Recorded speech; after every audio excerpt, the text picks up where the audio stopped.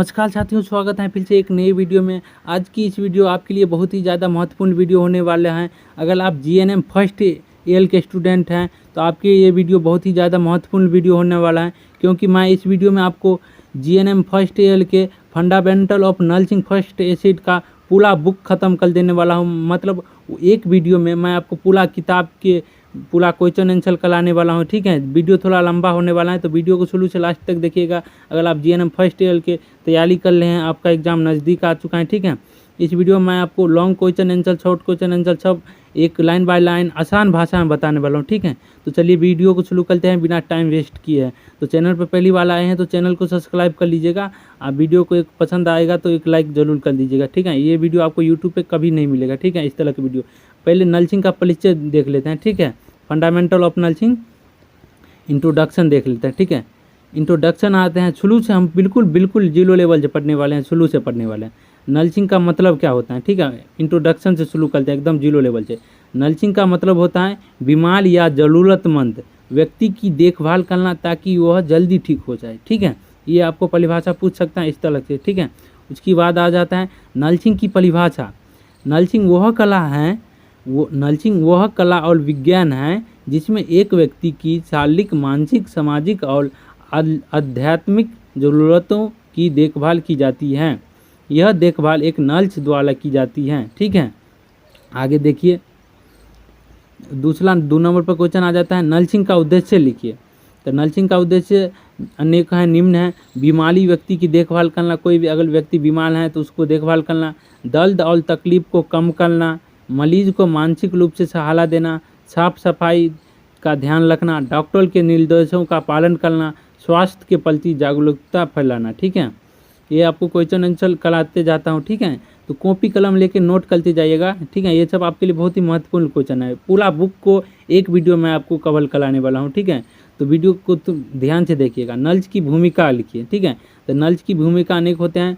देखभाल करना यानी कि मरीज की देखभाल करना, मरीज और परिवार को स्वस्थ रखना, डॉक्टर की सहायता करना, मरीज को मानसिक सहारा देना, स्वास्थ्य टीम का नेतृत्व करना।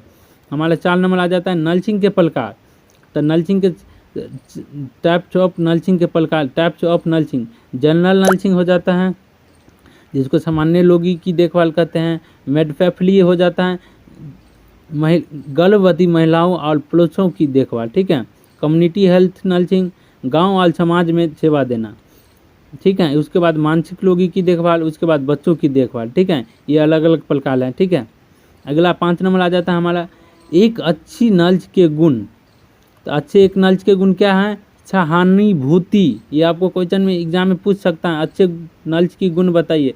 सहानुभूति, धैर्य, ईमानदारी, आत्मविश्वास, मेहनती, अच्छे संस्कार, कौशल। ठीक है, आप बात करते हैं हम अगला आगे देखते हैं मरीज की नर्सिंग देखभाल। आपको एक एग्जाम में पूछ सकता है कि मरीज की नर्सिंग देखभाल का वर्णन कर ले। तो आपका इसमें क्या करना है, नर्सिंग केयर का मतलब है मरीज की हर तरह से देखभाल करना ताकि वह जल्दी ठीक हो जाए। मुख्य बात है शारीरिक देखभाल, फिजिकल केयर, रोजाना साफ सफाई कराना, स्नान, बाल नाखून काटना, बिस्तर साफ रखना, समय पर दवा देना। एक नर्स का अच्छा गुण क्या होता है, यही ना होता है। खाना पीना सही देना। मानसिक देखभाल में क्या सब आ जाता है, देखिए मानसिक देखभाल में आ जाता है मरीज से प्यार और सम्मान से बात करना, उसका मनोबल बढ़ाना, अकेलापन महसूस ना होने देना। इस वीडियो को आप 2 बार देख लीजिएगा, आपको याद करने की जरूरत नहीं पड़ेगा। ठीक है, अब अगला आ जाता है स्वास्थ्य संकेतों की जांच। ठीक है, तापमान आपको मरीज का देखना है, पल्स देखना है, श्वास देखना है, बीपी देखना है जिसे रक्तचाप कहते हैं। ठीक है, अगला आ जाता है सुरक्षा का ध्यान। किस तरह से सुरक्षा का ध्यान रखा जाता है एक नर्स के द्वारा? मरीज को गिरने से बचाना, यानी कि कोई मरीज बेड पे है पेशेंट तो उसको नीचे गिरने से बचाना। साफ सफाई का ध्यान रखना, संक्रमण बैक्टीरियल इन्फेक्शन से बचाना। ठीक है, 5 में आ जाता है डॉक्टर के निर्देशों का पालन करना, समय समय पर इंजेक्शन दवा देना जो डॉक्टर ने बताया है, रिपोर्ट डॉक्टर तक पहुँचाना। ठीक है, अगला आ जाता है मरीज की बुनियादी ज़रूरत की पूर्ति। ठीक है, मरीज की बुनियादी ज़रूरतों की पूर्ति क्या होता है, चलिए जानते हैं। हर मरीज की कुछ ज़रूरत होती हैं, एक नर्स का काम है कि वह इन ज़रूरतों का ध्यान अच्छे से रखे। ठीक है। क्या ध्यान रखना है, शारीरिक ज़रूरतें पहला नंबर पर आ जाता है। तो शारीरिक ज़रूरतों में आपको लिखना है साफ सफाई ये रखना है, खाना पीना देना है, समय पर पौष्टिक खाना देना है, अलार्म देना है, बेड ठीक रखना ताकि तकिया चादर ये सब आपको, शौचालय की मदद, बेड पैन या कमोड देना, दवा देना समय पर डॉक्टर के अनुसार। ठीक है। अगला आ जाता है मानसिक ज़रूरत, ब्रेन ज़रूरत, फिजिकल नीड्स, मरीज से प्यार से बात करना, उसकी चिंता दूर करना, उसे हिम्मत देना, अकेलापन महसूस ना होने देना। आपको यही नॉर्मल है, आसान भाषा में, देखिए कितना आसान भाषा में, आप एक बार में समझ जाइएगा। आप वीडियो को 2 बार देख लीजिएगा तो आपको पूरा याद हो जाएगा, एग्जाम में आपको टेंशन लेने की ज़रूरत नहीं। ठीक है। सामाजिक ज़रूरत, सोशल नीड, मरीज को उसके परिवार से मिलने देना, उसे दूसरे से बात करने देना, सामाजिक सहयोग देना। 4 नंबर पर आ जाता है आत्मिक ज़रूरत। ठीक है। मरीज को भगवान या विश्वास के अनुसार मन की शांति देना, पूजा पाठ या धार्मिक चीज़ों में मदद करना अगर वो चाहता है तो। अगला आ जाता है सुरक्षा की ज़रूरत, सेफ्टी नीड, मरीज को गिरने से बचाना, बैक्टीरिया संक्रमण से बचाना, नुकीली चीज़ों से दूर रखना। अगर मरीज के पास चाकू वगैरह है तो उसका मानसिक सही नहीं है तो वो कहीं पे काट खुट सकता है, तो उसको आप बचाना, ध्यान में रखना है। ठीक है। अगला आ जाता है हमारा मरीज कोलाइंट का आकलन। ठीक है। क्या लिखा है ठीक से देख लीजिएगा। असिस्टमेंट का मतलब होता है मरीज की पूरी जानकारी लेना ताकि उसकी सही देखभाल की जा सके। ठीक है। मुख्य उद्देश्य में आ जाता है मरीज की स्थिति समझना, बीमारी के लक्षण पहचानना, सही नर्सिंग योजना बनाना। ठीक है। असिस्टमेंट के चलन, स्टेप ऑफ असिस्टमेंट, डेटा संग्रह, डाटा कलेक्शन जिसे बोलते, मरीज से जुड़ी जानकारी एकत्र करना, नाम, उम्र, लिंग, पता, मुख्य शिकायत, मेडिकल इतिहास, परिवार और सामाजिक जानकारी। ठीक है। अगला आ जाता है शरीर जांच, फिजिकल एग्जामिनेशन, सिर से पैर तक देखना, मरीज अगर कोई पेशेंट भर्ती है हॉस्पिटल में तो उसको आपको देखते रहना है, कहीं पे कुछ तो मतलब लाल लाल कुछ नहीं ना होना है। सिर से पैर तक देखना, शरीर में सूजन, घाव, बुखार आदि ये सब जांच करते रहना है। वाइटल साइन चेक करना, तापमान, टेम्परेचर, पल्स, प्लेटलेशन, ब्लड प्रेशर ये सब चेक करते रहना। ठीक है। इसी से यही एग्जाम में आपको लिखना है, कितना आसान है। 3 नंबर आ जाता है मानसिक स्थिति का आकलन, मेंटल स्टेटस, मरीज कैसा सोच रहा है, तनाव, डर, चिंता या नहीं, ये सब आपको पूछते रहना है। व्यवहार और दिनचर्या की जांच, खाना पीना ठीक है या नहीं, नींद कैसी है, शौच मूत्र में दिक्कत तो नहीं। ठीक है। अगला आ जाता है असिस्टमेंट करने के तरीका, इस तरीका से आपको एग्जामिनेशन में लिख सकते हैं। और ऑब्जर्वेशन, मरीज को ध्यान से देखना, इंटरव्यू, मरीज से बात करना, फिजिकल एग्जाम, शरीर की जांच करना, रिकॉर्ड रिव्यू, पुराने मेडिकल पेपर देखना। ठीक है।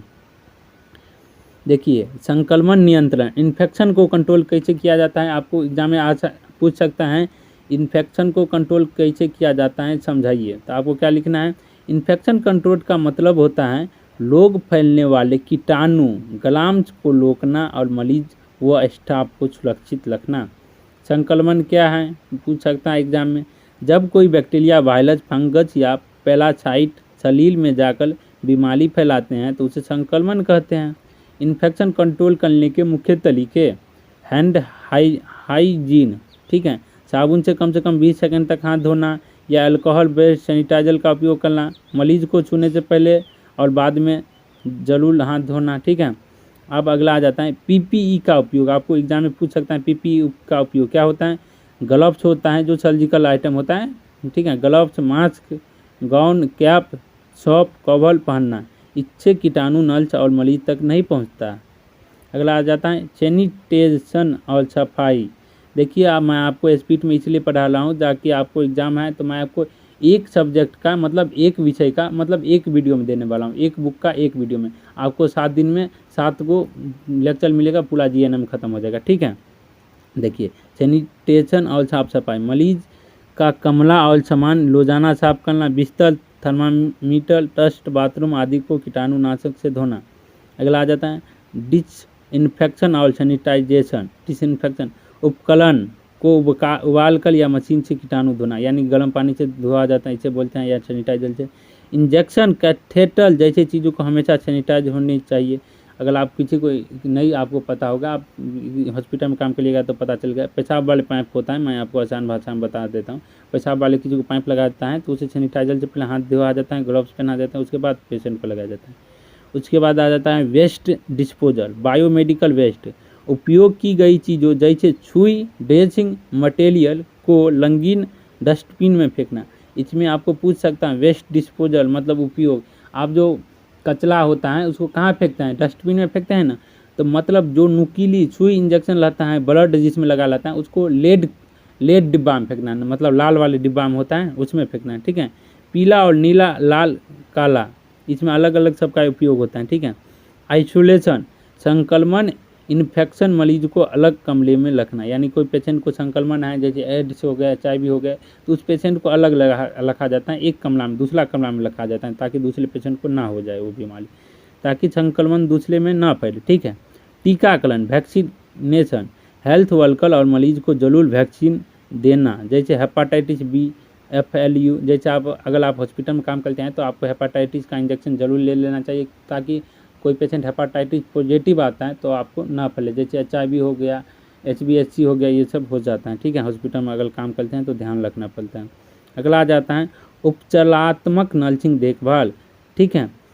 इसमें लिखा रहता है थेरेपेटिक नर्सिंग केयर का मतलब है ऐसी देखभाल देना जो मरीज के इलाज, ट्रीटमेंट, आराम, कंफर्ट और मानसिक संतुलन, इमोशनल बैलेंस में मदद करो।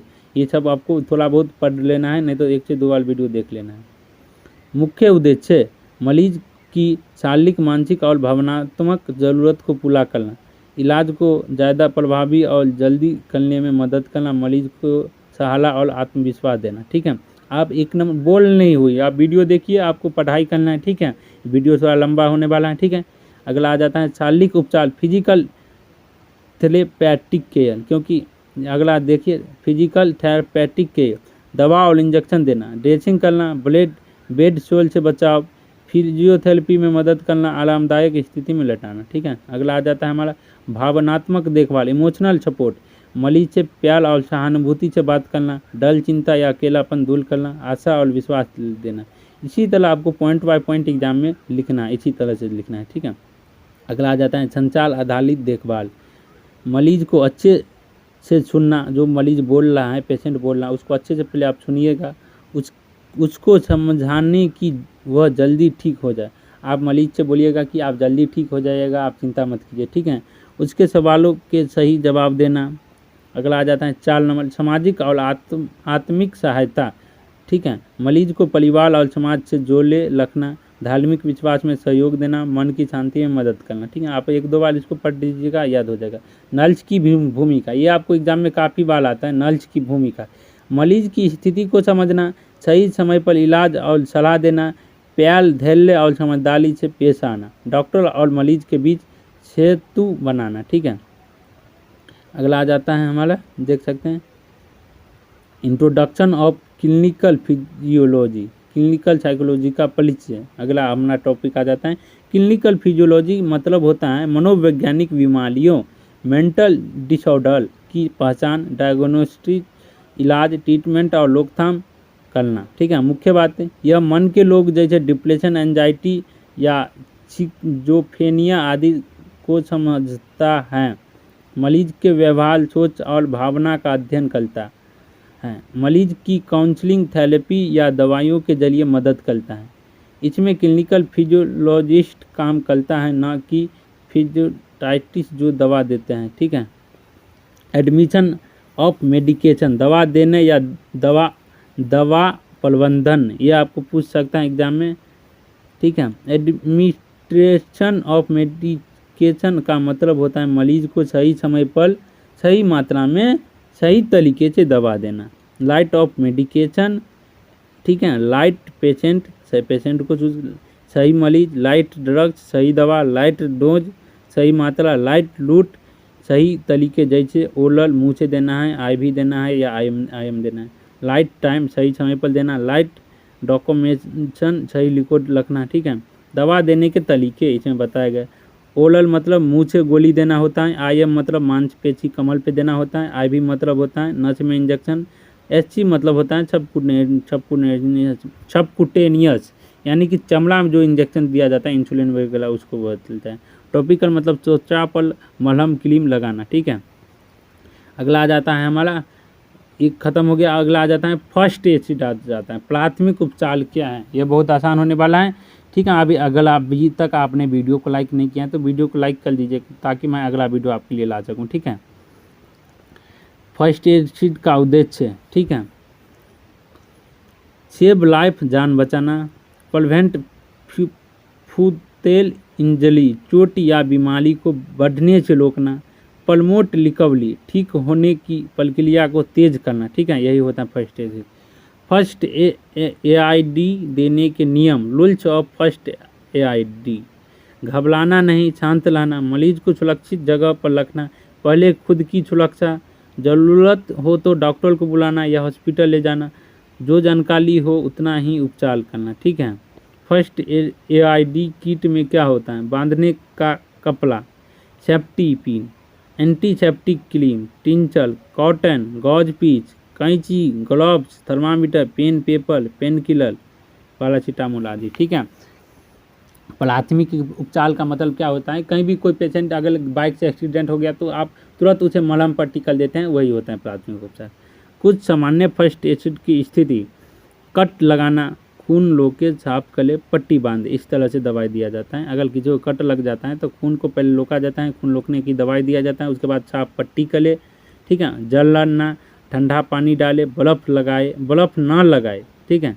बेहोशी, पैलों को ऊपर कले, ताज़ी हवा दे, पैलों अगर कोई पेशेंट बेहोशी हो जाता है तो पैर को ऊपर किया जाता है, ताज़ी हवा आने दे। सांप काटना, हिलने ना दे, तुरंत अस्पताल ले जाए। नाक से खून, छील थोड़ा आगे झुकाए, नाक दबाए, ठीक है। फर्स्ट एड का परिचय, आप आ जाता है इंट्रोडक्शन, वो तो अथी था, थोड़ा बहुत हिंट था, आप आ जाता है इंट्रोडक्शन। फर्स्ट एआईडी का मतलब होता है घायल या अचानक बीमार व्यक्ति को तुरंत दी जाने वाली शुरुआती मदद जब तक डॉक्टर या एम्बुलेंस न पहुंचे। यह मदद जान बचाने में काम आती है, चोट या बीमारी को बढ़ने से रोकती है और मरीज को जल्दी ठीक होने में मदद करती है। उदाहरण में, अगर कोई जल जाए, कट जाए, बेहोश हो जाए या सांप काट ले तो डॉक्टर आने से पहले जो मदद दी जाती है वही फर्स्ट एआईडी कहलाती है। अगर इसी इंट्रोडक्शन के साथ तुम चाहो, ठीक है, तो ये लॉन्ग क्वेश्चन शॉर्ट क्वेश्चन की बात कर रहे हैं, ठीक है। प्राथमिक उपचार में प्रक्रिया और तकनीकों, ठीक है। फर्स्ट एआईडी में कई प्रक्रिया और तकनीकों होती हैं जिन्हें सही तरीके से अपनाना बहुत ज़रूरी होता है ताकि मरीज को तत्काल राहत मिल सके। नीचे कुछ आम घटनाओं और उनके उपचार की प्रक्रिया दी गई हैं। कट या घाव क्या किया जाता है, पहले घाव को साफ पानी में धो ले, फिर एंटीसेप्टिक या एंटीबायोटिक क्रीम लगाए, गॉज पैड या साफ कपड़े से घाव पर दबाव डालकर खून को रोके, फिर एक साफ पट्टी से घाव को बांध दे। अगर खून रुकने का नाम नहीं ले रहा है तो डॉक्टर की मदद ले। जलन प्रक्रिया, सबसे पहले जलने वाली जगह को ठंडे पानी से धोए या जला हुआ हिस्सा को ठंडे पानी में डाले।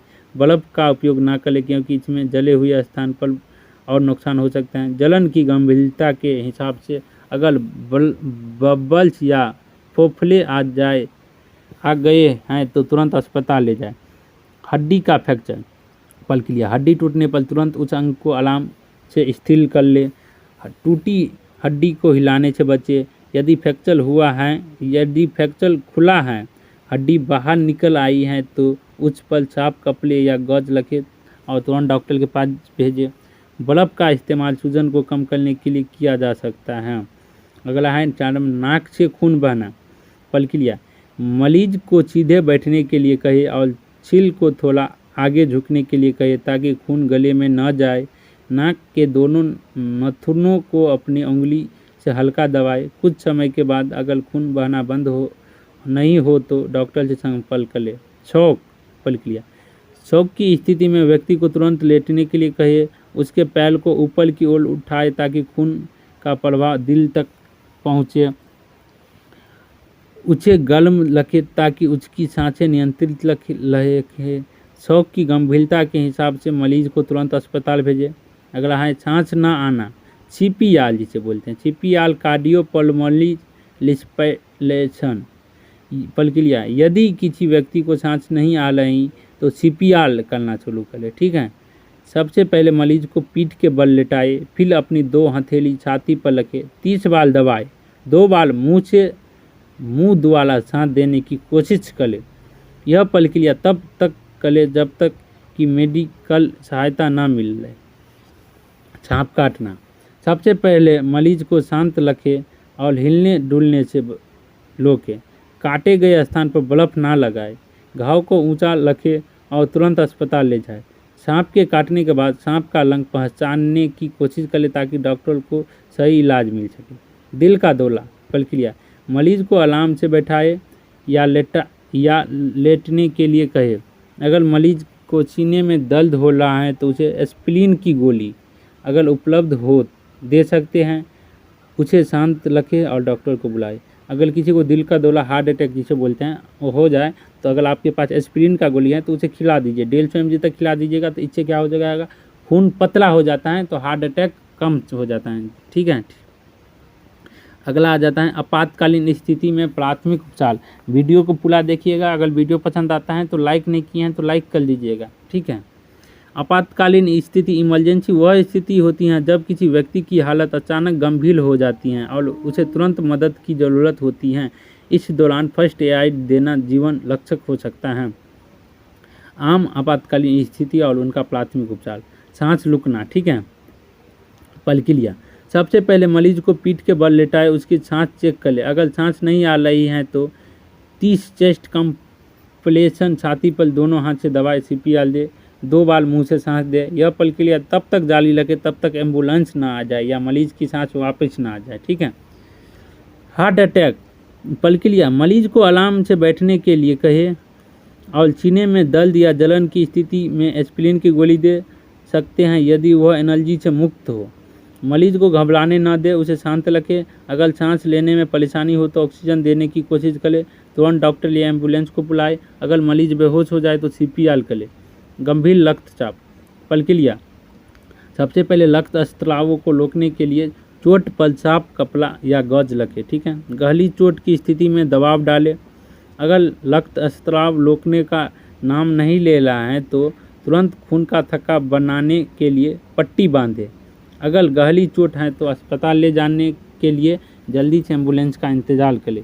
जलन बलन जिसे बोलते हैं प्रक्रिया, जलने पर सबसे पहले जलन वाली जगहों को ठंडे पानी से धोए, बर्फ ना लगाएं क्योंकि इससे त्वचा को और नुकसान हो सकता है। अगर जलन ज़्यादा गंभीर है तो ड्रेसिंग या बांधने से पहले डॉक्टर को बुलाएं। लकवा स्ट्रोक जिसे बोलते हैं प्रक्रिया, अगर किसी व्यक्ति को चेहरे पर असमानता जैसे एक और लटकते हुए मुंह, हाथ में कमजोरी महसूस हो रहा है तो यह लकवा हो सकता है। उसे तुरंत लेटाकर छील को ऊंचा रखें और उसे शांत रखें। एम्बुलेंस को तुरंत कॉल करें। कभी भी ठंडा पानी या बर्फ ना डालें। सांस में कठिनाई, ठीक है। प्रक्रिया, मरीज को आराम से बैठाए। अगर मरीज को अस्थमा है तो इनहेलर का उपयोग करने को कहे। अगर सांस नहीं आ रही है तो उसे गहरी सांसें लेने के लिए कहे। ऑक्सीजन देने की कोशिश करें। अगर स्थिति गंभीर हो तो डॉक्टर को बुलाए। साथ में आ जाता है हड्डी फ्रैक्चर प्रक्रिया, हड्डी टूटने पर टूटी हुई अंग को स्थिर रखें, हलचल से बचाए। सैनिटरी पैड से घाव को ढके और गॉज से दबाव डालें ताकि खून रुक सके। फ्रैक्चर क्षेत्र को सहारा देने के लिए स्प्लिंटर का उपयोग करें। तुरंत अस्पताल पहुंचे, ठीक है। अगर आ जाता है हमारा बेहोशी, वीडियो थोड़ा लंबा होने वाला है क्योंकि मैं इस वीडियो में मैं आपको 1 बुक होता है उसको ख़त्म करने वाला हूँ, ठीक है। आपको 5 दिन में 5 को विषय ख़त्म कर दूंगा, ठीक है। इसीलिए वीडियो थोड़ा लंबा होगा, देख लीजिएगा क्योंकि आपने पूरा साल तो पढ़ाई किए नहीं तो आप आधा घंटा ज़रूर पढ़ाई कीजिएगा ध्यान से। बेहोशी, ठीक है। प्रक्रिया, मरीज को सीधे लेटाए और उसके पैरों को ऊंचा रखें। उसकी सांस चेक करें। अगर सांस नहीं आ रहे तो CPR करें। किसी कारण से अगर चोट की आशंका हो तो किसी भी अंग को न हिलाए बल्कि डॉक्टर की सहायता ले। सांप का काटना, मरीज को शांत रखें और हिलने डुलने से बचाए। सांप को काटे हुए स्थान पर बर्फ या घाव को मलने से बचे। मरीज को काटा हुआ स्थान पर ऊंचा रखें ताकि विष का फैलाव कम हो। डॉक्टर से तुरंत संपर्क करें, ठीक है। फर्स्ट एड के दौरान सबसे महत्वपूर्ण और शांत रहना, सही तरीके से इलाज करना और जल्दी से अस्पताल भेजना। इस तरह से आप किसी भी आपातकालीन स्थिति में मदद कर सकते हैं। ठीक है, अगला आ जाता है हमारा कम्युनिटी सामुदायिक में आपातकालीन स्थिति। ठीक है, सामुदायिक में आपातकालीन स्थिति ऐसी घटना होती हैं जिनका प्रभाव पूरे समुदाय पर पड़ता है और जिसके लिए तत्काल प्रतिक्रिया और सहायता की आवश्यकता होती है। ये स्थिति व्यक्तिगत दुर्घटना से लेकर बड़े प्राकृतिक या मानव जनित आपदाओं तक हो सकती हैं। इन स्थितियों में फर्स्ट एड और सही साधनों का सही समय पर इस्तेमाल बहुत महत्वपूर्ण होता है। अगला आ जाता है आम कम्युनिटी प्राकृतिक आपदाएँ, नेचुरल डिजास्टर, प्राकृतिक आपदाएँ। ठीक है, यही देख भूकंप हो गया, सुनामी हो गया, बाढ़ हो गया, तूफान हो गया, सूखा हो गया। अगला आ जाता है हमारा मानव जनित आपदाएँ। ठीक है, मानव जनित आपदाएँ में विकिरण, छिड़काव, गैस लीक हो सकता है, तेल रिसाव, वायरस या महामारी, युद्ध या आतंकवादी हमला। ठीक है, तीसरा आ जाता है स्वास्थ्य आपातकाल, महामारी, वायरल इन्फेक्शन, जहरीला प्रभाव, डायबिटीज, हृदय संबंधित समस्या। ठीक है, अगला आ जाता है हमारा समुदाय के संसाधन। जब कोई बड़ी आपातकालीन स्थिति उत्पन्न होती है तो विभिन्न सामुदायिक संसाधन होते हैं जो लोग की मदद करते हैं। ये संसाधन समय पर सहायता पहुंचाने, जान माल की रक्षा करने और लोगों को राहत देने के लिए काम आते हैं। मुख्य सामुदायिक संसाधन स्वास्थ्य सेवाएं, हॉस्पिटल और क्लिनिकल, एम्बुलेंस सेवा, फर्स्ट एड और आपातकालीन चिकित्सा सेवा, मेडिकल कैंप। जब बड़े आपातकालीन स्थिति होती है तो अस्थायी मेडिकल कैंप लगाए जाते हैं। राहत एजेंसी, राष्ट्रीय आपदा राहत बल जो आपातकालीन राहत कार्य करती है। एजेंसी NGOs जो बाढ़, सूखा या युद्ध प्रभावित क्षेत्र में राहत कार्य करती हैं। अगला आ जाता है अंतर्राष्ट्रीय राहत संगठन जैसे रेड क्रॉस जो प्राकृतिक आपदाओं में मदद करती हैं। सेवा और बचाव दल जो दुर्घटनाओं या युद्ध के बाद बचाव कार्य करती हैं। सरकार द्वारा प्रदान की गई सेवाएं, आपदा प्रबंधन और सुरक्षा विभाग, संचार और सूचना विभाग जो आपातकाल में लोगों तक सही जानकारी पहुंचाता है। सामाजिक कल्याण योजना जैसे पेंशन, खाद्य सुरक्षा योजना, इट्स आपातकालीन संपर्क सेवाएं, पुलिस, फायर ब्रिगेड, राहत और बचाव दल, बिजली और जल आपूर्ति सेवा जब आपातकालीन स्थिति के दौरान इन सुविधाओं की जरूरत होती है। 5 नंबर हो जाता है हमारा सामुदायिक समर्थन और शैक्षिक संगठन, स्थानीय क्लब और शैक्षिक संगठन जो संकट के समय प्रभावित समुदाय को राहत पहुंचाते हैं। अगला आ जाता है स्वयंसेवी टीमें जो खाद्य, पानी और अन्य जरूरी सामान की आपूर्ति करती है। कम्युनिटी इमरजेंसी में प्राथमिक उपचार का महत्व, जब कोई आपातकालीन स्थिति घटित होती है तो फर्स्ट एड और प्रारंभिक उपचार बहुत महत्वपूर्ण हो जाते हैं। यह आपातकालीन स्थिति को नियंत्रण करने और जान माल की सुरक्षा में मदद करता है। उदाहरण के लिए जलना, कटना या चोट लगना फर्स्ट एड से तुरंत मदद की जा सकती है। सांस रुकना या दिल का दौरा CPR और अन्य आपातकालीन उपाय मदद कर सकते हैं। आपातकालीन प्रक्रिया रणनीति, ठीक है, सुरक्षा सुनिश्चित करें। सबसे पहले अपनी और दूसरों की सुरक्षा सुनिश्चित करें। घटना का आकलन करें, घटना की गंभीरता का मूल्यांकन करें, सही संपर्क करें। आपको जो भी आपातकालीन सेवा चाहिए उसे तुरंत कॉल करें। संसाधन जुटाए, जरूरत से मुताबिक सामुदायिक संसाधनों को जुटाए। तो दोस्तों हमारा पूरा चैप्टर से लेकर आपका पूरा बुक खत्म हो गया है। ठीक है, वीडियो पसंद आया हो तो वीडियो को एक लाइक कर दीजिएगा। फिर भी आप अभी तक लाइक नहीं किए हैं वीडियो को तो ये गलत बात है। मैंने आपको एक पूरा बुक खत्म कर दिया हूँ एक वीडियो में, आधा घंटा के वीडियो में। ठीक है, आप इस वीडियो को पूरा देख लीजिएगा तो आपको GNM फर्स्ट ईयर में ये क्या है nursing foundation, fundamental of nursing पूरा ख़त्म कर दिया हूँ। एक वीडियो में फंडामेंटल ऑफ नर्सिंग का पूरा बुक ख़त्म कर दिया हूँ। क्वेश्चन आंसर यहीं से आएगा, जो भी आएगा इससे ज़्यादा नहीं आएगा, ठीक है। तो चलते हैं, मिलते हैं एक नई वीडियो में, तब तक के लिए धन्यवाद। जाइए।